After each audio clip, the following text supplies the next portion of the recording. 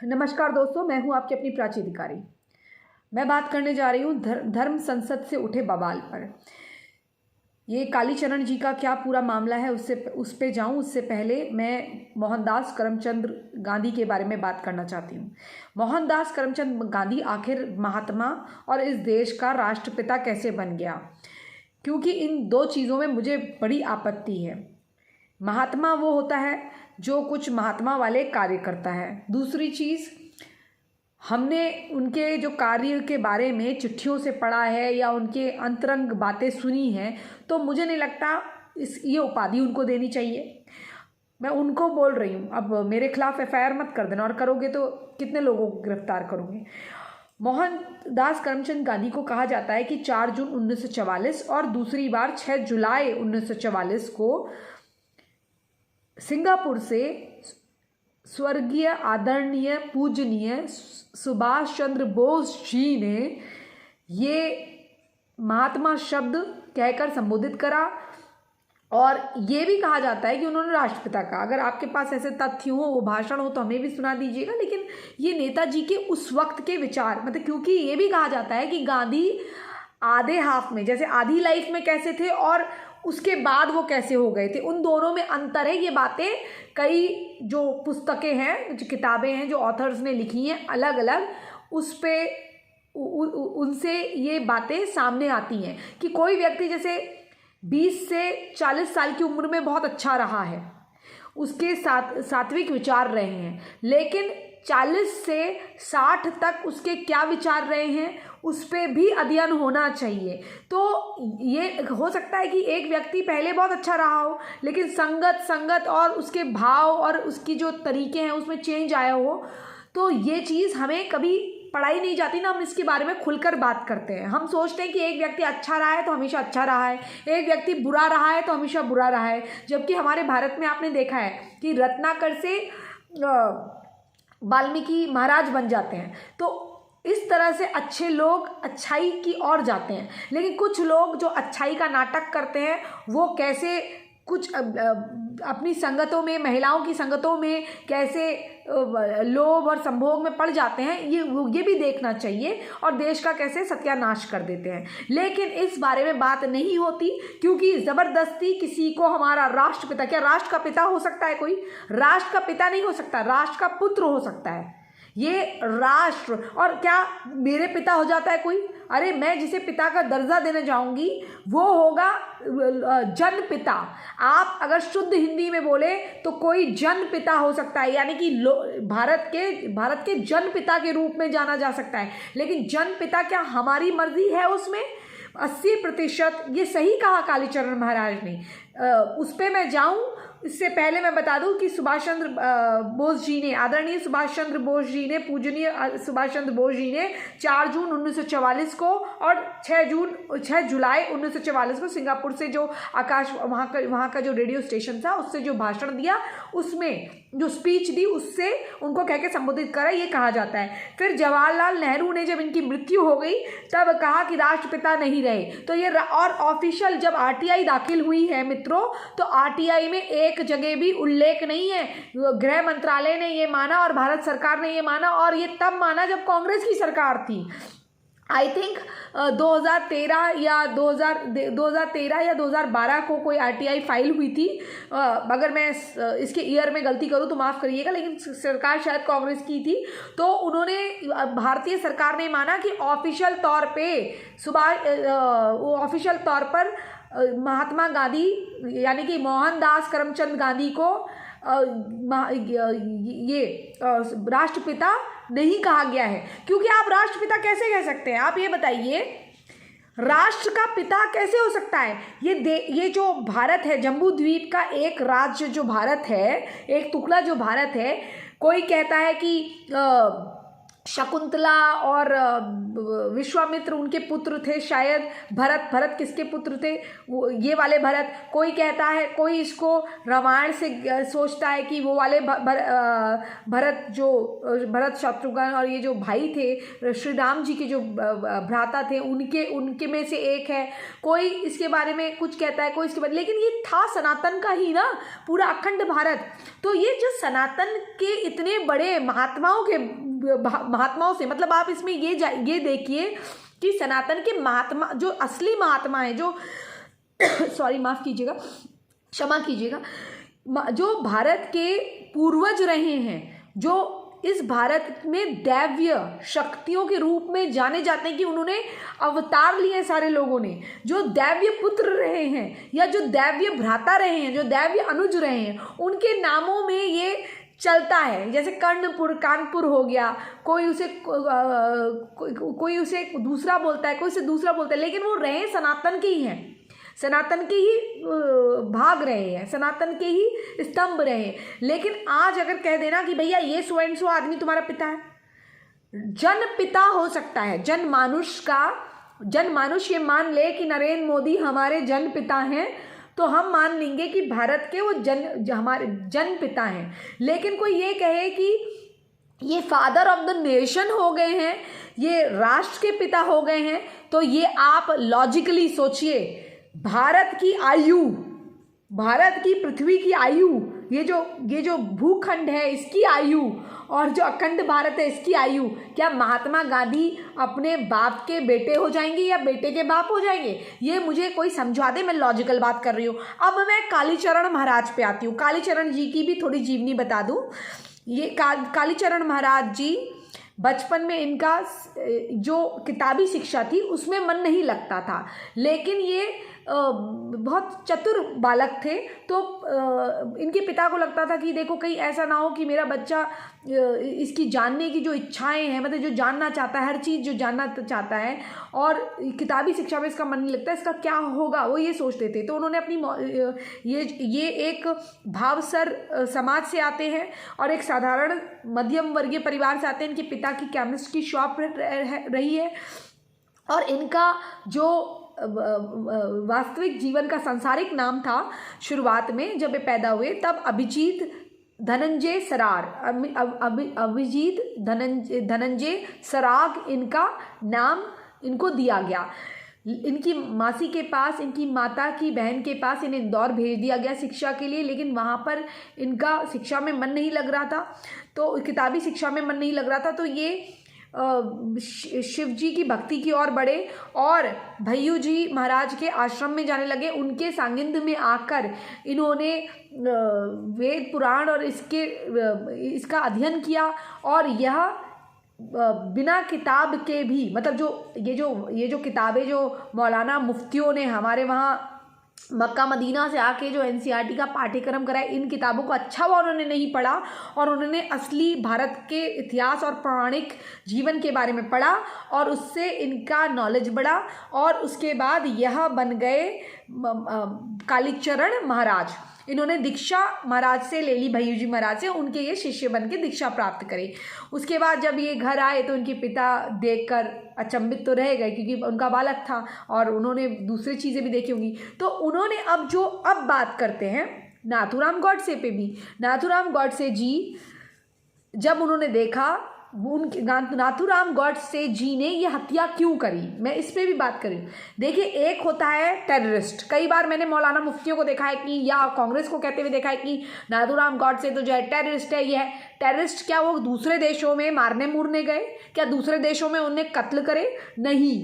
भारत तब इंग्लैंड की एक कॉलोनी टाइप का था, या भारत उनके अधीन था, लेकिन उसके बावजूद भी हमारे, ऐसा नहीं कि हमारे लोग वहाँ नहीं गए हैं मारने के लिए, तब वो एक ही था ना, तब वो इंग्लैंड वाले एक ही मानते। लेकिन क्या नाथूराम गॉडसे ने कोई ऐसा गुट बनाया कि उसके कोई आपराधिक षड्यंत्र रहे हो? नहीं। आज़ादी के लिए तो सभी लड़ रहे थे। अब पूरे दुनिया के जितने देश हैं वो कहते हैं कि हमने अहिंसा से आज़ादी ली है। एक भारत एकमात्र एक ऐसा देश है जो ये कहता है कि हमने तो भैया दांडी मार्च करके और कीर्तन भजन करके आज़ादी ले ली। आज़ादी तो पुराने पुराने योद्धा जो थे ना, उन्होंने भी नहीं करी। श्री राम को भी अपना रावण का वध करने के लिए जाना पड़ा। लेकिन इस भारत में एक आदमी जो राम का नाम लेता है, जो मोपला कांड का समर्थन कर देता है, कहता है हिंदुओं को चुपचाप सर झुका के, वो हमारे भाई हैं, उनका सह लेना चाहिए, और वो कुछ भी करे तो उसको प्रसाद के रूप में ग्रहण करना चाहिए। ये गांधी की बात के जीवन का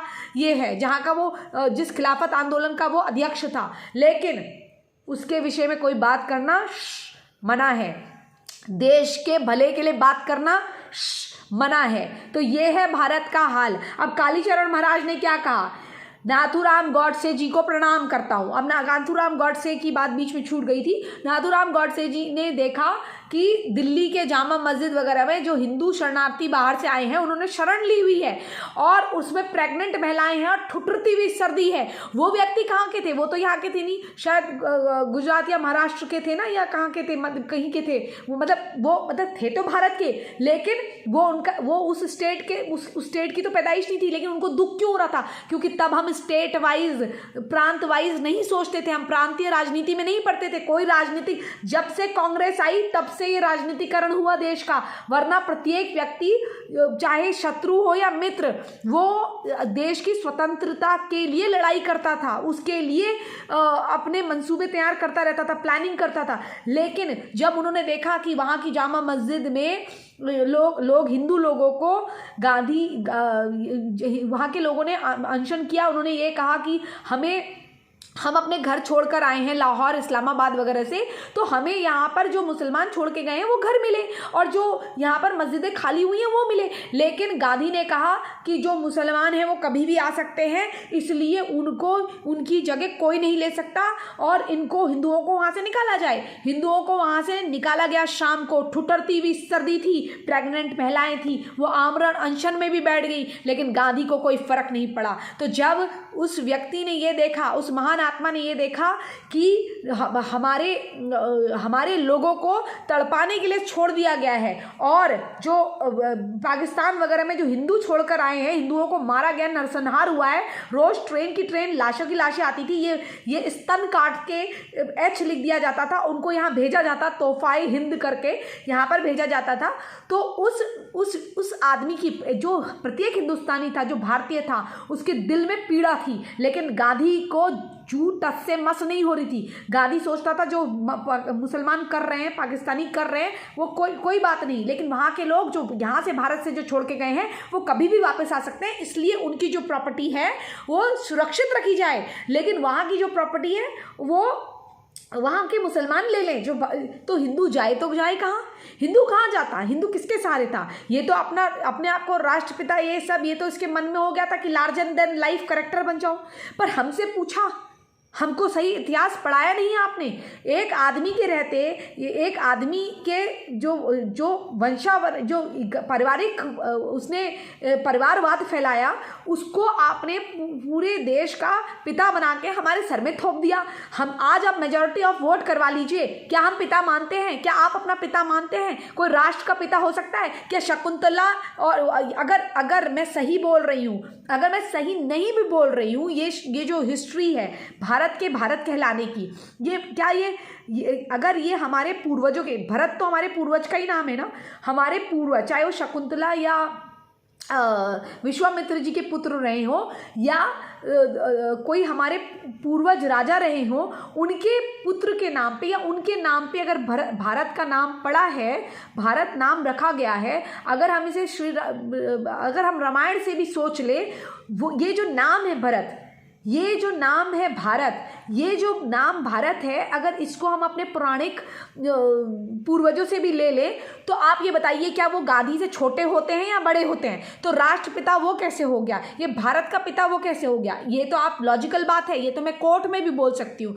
तो आप मुझे बताइए कि आप गांधी को लिखित में तो पिता कह नहीं रहे हैं, लिखित में आपने माना भी नहीं है, लेकिन हमको वर्बली बोल के, क्योंकि नेहरू ने बोल दिया। और सही बात तो है, सरदार पटेल को सारे वोट मिले थे, एक भी वोट गांधी को छोड़कर, गांधी ने अगर वोट दिया हो तो मोहनदास करमचंद गांधी ने अगर एक वोट दिया हो तो अलग बात है, सारे वोट सरदार पटेल को पढ़े थे। तो आप ये बताइए, सरदार पटेल को सारे वोट मिले और प्रधानमंत्री कोई और बन जाएगा। देश का झंडा सिंगापुर में सुभाष चंद्र बोस जी फहराए, आदरणीय स्वर्गीय पूजनीय सुभाष चंद्र जी फहराते हैं और वहाँ पर पहले प्रथम प्रधानमंत्री बनते हैं। लेकिन हम को कहा जाता है कि महात्मा गांधी है और बिना कोई दीक्षा के ये महात्मा बन जाते हैं, बिना किसी वेद पुराण के ये या साधु के सानिध्य के ये वो बन जाते हैं, महात्मा बन जाते हैं और इन्हीं को हम राष्ट्रपिता कह देते हैं। अब बताइए, राष्ट्रपिता मेरे लिए तो नहीं है, अब आपके लिए हो तो आप बताइए। और कालीचरण महाराज ने क्या गलत कहा? और भूपेश बघेल ने कहा, अच्छा भूपेश बघेल ने कहा अगर वो इतना बहादुर है, साहसी है तो आए। तो एक बार बताओ, तुम्हारे पिता ने तो इतनी गंदी गंदी बातें, जातियों को, जातिवाद फैलाने की बातें करी, समाज ये कहा कि ब्राह्मणों को मार देना चाहिए देखते ही। तो ये बताओ, तो तुमने भी तो हिंदू तोड़ने की बातें करी, तुम्हारे पिता ने तो नरसंहार की बातें करी। तुम्हारे पिता ने, भूपेश बघेल आपके पिता ने तो, तुम्हारे पिता ने तो राष्ट्र के लोगों को, जो यहाँ के जो जनमानुष है उनको मार के भगाने की बात करी। तो मार कर भगाना क्या मतलब, कत्लो आम करने की बातें करी। यहाँ पर धर्म संसद में बात क्या हुई? धर्म संसद में बात ये हुई है कि अपनी सुरक्षा के लिए, अपनी आत्मरक्षा के लिए आपको जगना होगा। उन्होंने कहा मैं दंगे करने की बात नहीं कह रहा हूं क्योंकि उसकी तैयारी आपकी है भी नहीं, लेकिन जो फोड़े फुंसी है उनका इलाज करना चाहिए। यानी कि जो पत्थरबाजी करते हैं तो हम पत्थर खाते रहें, हम मरते रहें, हमारी लड़कियों को कोई उठाता रहे। तो अगर वो आत्मरक्षा की बात कर रहे हैं और जिस तरह से यहाँ जिहादी तत्व बढ़ रहे हैं, तो हमें कोई जिहादी मारने आए, कोई ताहिर हुसैन आए तो हम कहें वाह जी वाह, प्लीज हमें पेट्रोल बम फोड़ो, यहाँ फोड़ना, हमारा मुंह तेजाब से जलाओ, ये कहें हम। तेजाब के नाम पे, गंगा जल के नाम पे तेजाब यहाँ आता है बड़ी बड़ी टैंकियों में, और मुसलमान औरतों को हिदायत दी जाती है कि तुम अपने शटर में यानी कि ग्रिल में करंट छोड़ देना। लेकिन देशद्रोही हम हो जाते हैं। इस देश में चिकन नेक काटने की बात होती है, इस देश को तोड़ने की बात होती है, टुकड़े टुकड़े की तक जंग रहने की आज़ादी की बात होती है। लेकिन यहाँ पर उनको बेल मिल जाती है, उनके खिलाफ आंदोलन खड़ा नहीं होता, उनके खिलाफ इतनी बड़ी ये जो वामपंथी गुट है इसको कोई फर्क नहीं पड़ता। इस प्रकार से भूपेश बघेल जैसे लोग नहीं आते, गहलोत जैसे लोग नहीं आते, लेकिन ये आएंगे किसमें? कोई ये कहेगा कि आपको अगर कोई मारने आए तो अपनी आत्मरक्षा करिए, इस भारत के लिए कोई खतरा बने तो भारत के लिए शस्त्र उठाइए। लेकिन ये जो है देशद्रोह है। अगर कोई ये कहे भारत को तोड़ना है, भारत का चिकन नेक काटना है, वहाँ पर आप मलमूत्र त्याग दीजिए, उनका रास्ता रोक दीजिए और यहाँ पर इस देश में धरना प्रदर्शन करिए, और धरना प्रदर्शन के नाम पे आप आतंकी संगठनों के चित्र को महिमा मंडन करिए उनका, लेकिन वो देशद्रोह नहीं है। इस भारत माता को डायन कहने वाला ये देशद्रोह नहीं है। इस भारत में माँ दुर्गा और सीता को रंडी कहने वाला ये देशद्रोह नहीं है। ये उनको, हमारे आराध्य को वैश्य कहने वाला, यानी कि अपना जिस्म फरोशी की धंधा करने वाला कहना, ये देशद्रोह नहीं है। ये भावनाओं को भड़काने का काम नहीं है। और एक धर्म संसद में अगर ये हो जाए कि अगर कोई व्यक्ति कहता है आप शपथ खाइए, या एक व्यक्ति कहता है कि नाथूराम गॉडसे जी को प्रणाम है, आप फ्रीडम ऑफ एक्सप्रेशन की बात करते हैं, तो कहाँ गई आपकी फ्रीडम ऑफ एक्सप्रेशन? मतलब जब तक आपको सहूलियत है वो फ्रीडम ऑफ एक्सप्रेशन है, लेकिन अगर वो व्यक्ति ये कह रहा है, या तो आप घोषित करते महात्मा को और लोगों से पूछते, हम तो नहीं है उसको महात्मा कहलाने के, उसमें हम तो नहीं मानते उसको महात्मा, हम तो नहीं मानते उसको राष्ट्र का पिता। मतलब मैं अपने बाप की माँ हो गई, मैं अपने बाप की माँ भावना के तौर पे हो सकती हूँ अगर मैं उनकी सेवा करूँ, मेरी आत्मा बुजुर्ग हो सकती है, लेकिन मैं अपने बाप की माँ नहीं हो जाऊंगी। मेरा भाई मेरे बाप का बाप नहीं हो जाएगा। मेरे बाप को मेरा भाई ये नहीं कहेगा कि मैं तुम्हारा बाप हूँ, बाप ही रहता है। तो आप ये थोप रहे हैं, इस देश की जनता ये थोप रही, इस देश की जनता पे थोपा जा रहा है। और ये इनका विरोध करने वाले कौन होंगे? जिहादी, जिहादी सुअर छाप मदरसा छाप वो होंगे जो, और पाकिस्तान से कोई आईटी सेल होंगे। इस देश का बेड़ा गर्क करने वाली ह्यूक्स के द्वारा एक एलीट क्लब का निर्माण संचालन होने वाला, जिसमें अय्याशी गैंग था, वो कांग्रेस पार्टी के लोग होंगे।